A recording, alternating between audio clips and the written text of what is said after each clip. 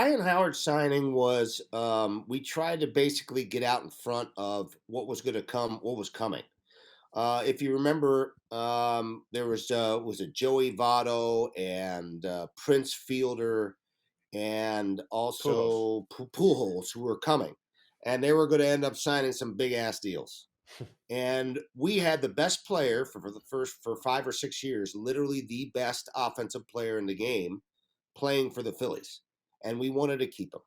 And we were hoping at some point, even if he's not a first baseman, at some point there was going to be a change. Perhaps he'd be a DH, whatever the case may be.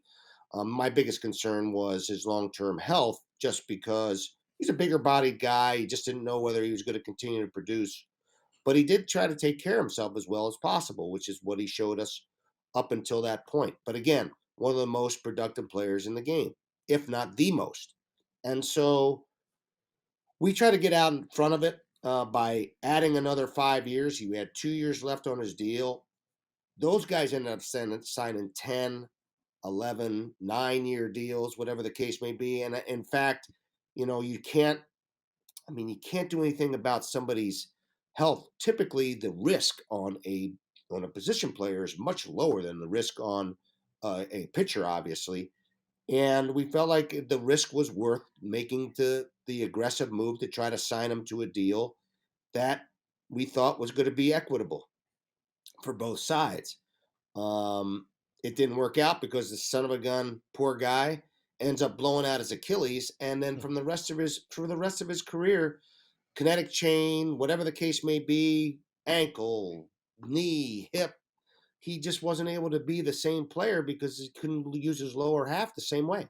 Simple, simple as that. And he ended up, not being nearly as productive a player because he was not able to use the most important part of his game. And that's it in a nutshell. I felt badly for Ryan himself because he's such a good dude. He's such a good person, and I know he wanted to produce because he's not one of those guys who is satisfied with his work, and he just wasn't able to be the same guy because he just physically couldn't get it done. Completely agree with you. I can't believe I agree with you with so many things. But We can disagree, man. I got no I problem with would that. I know I love disagreeing with you, but do you think the shift originated with Howie? Because he was, before I was a Philly fan. And so I followed what he did. And he was legitimately the best, the fiercest offensive force. Teams built their rosters in their bullpen to take care of, yes, obviously smut to, chase too, Two lefties. but but they would bring it. Burdak had a great career because he stayed in the NL East to try to get this dude out. Do you feel like the shift was created because of Howie?